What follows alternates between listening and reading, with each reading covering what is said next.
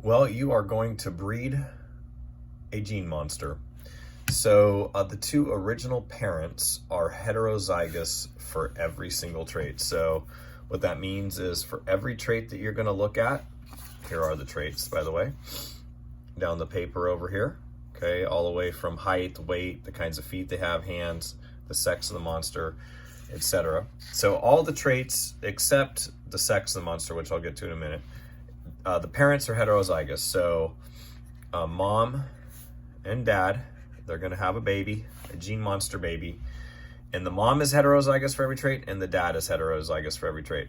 So it doesn't matter what trait it is, they are capital letter, little letter for every single trait. So how are you going to decide which allele comes from which parent? To do that, just like sperm and egg is kind of a random chance of what allele you're going to get, we're going to flip a coin because you have a 50-50 chance of getting this allele from your mom or that allele from your mom. You have a 50-50 chance of getting that one or that one. So we're just going to make the dominant allele equal to heads and the recessive allele equal to tails.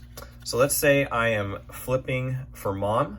I flip the coin, it lands on tails. That means my baby would get this allele, the little x, so this would be my baby monster,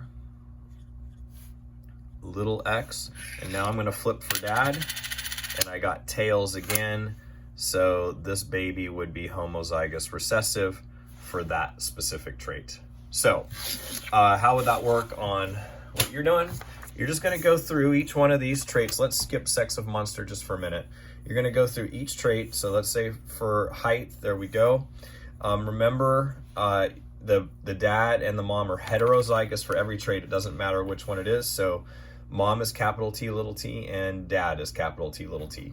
So you're going to flip a coin. If it lands on, whoa, oh, that was a good flip. If it lands on tails, we're going to get a little t from mom. So I would put over here, the gene from mother is little t. And then we're going to flip it again for the gene from dad. It was tails, but I just want to show you what would happen if it's heads. So let's pretend it was heads. We're going to get a capital T. So this is what we would get from mom and dad. And then over here, we're going to write the genotype. Typically, we write the capital letter first, although technically it doesn't matter. So I'm going to write capital T, little t.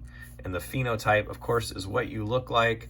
So this monster's going to be tall. Okay.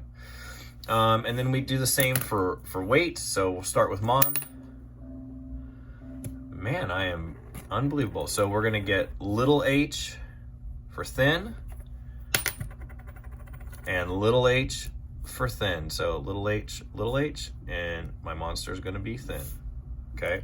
And we'd go through every one of these traits for that. Okay, I'll do one more. Let's do body shape. I get a capital dominant allele for mom because it was heads. Do the same thing.